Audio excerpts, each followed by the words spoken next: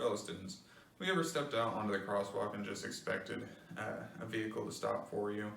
Hi, I'm Logan Curry, and my teammates Noah and Caleb will be talking about our problem. This problem we found is that students are unaware of what's going on around them sometimes when crossing the crosswalk, and also they're unaware of what state law mandates vehicles must do when approaching a crosswalk. So for our research, we'll be conducting a few different tasks.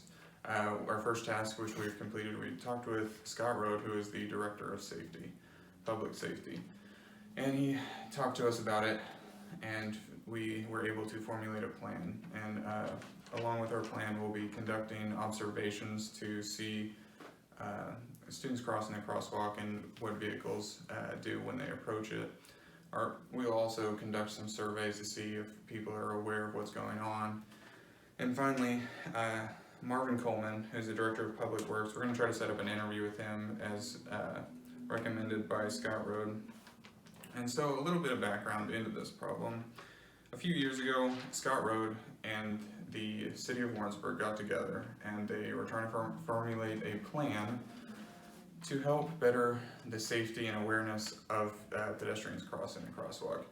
Though they had many different ideas and plans for this, they were unable to find one that was cost effective and would be viable for different situations.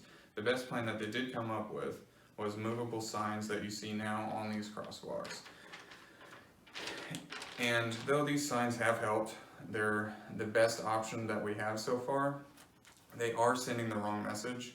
On these signs it states that vehicles must stop for pedestrians, which isn't necessarily true. State law, Missouri law states that a vehicle must yield to a pedestrian, either coming to a complete stop or slowing down when the pedestrian is in the crosswalk or is close enough that if they stepped out, they would be hit or injured. Now, they're in the Daily Star Journal. Major Casey Renfro had quoted that children are taught to look both ways when crossing the street, while as UCM students are taught something different. What UCM students are taught is that when they step out onto the crosswalk, that a vehicle will stop for them, which is not correct. And so now that you have a little bit of background on our problem and issue, Noah is going to talk to you about our research plan. Thank you. In order to have safe walks to and from class, we must first look at the problem. Having awareness and knowledge of the law when crossing the crosswalks is key to safety. According to Missouri state law, drivers are only required to yield to pedestrians only when the pedestrian is on the crosswalk and not approaching the crosswalk. We will be handing out surveys to students and staff members to find out if they think that not knowing the law has ever put them in harm's way. We have also interviewed the Chief of Public Safety, Scott Rhodes, who has said that he is aware of the problem, and that is why the signs say drivers are required to stop, but that's not true.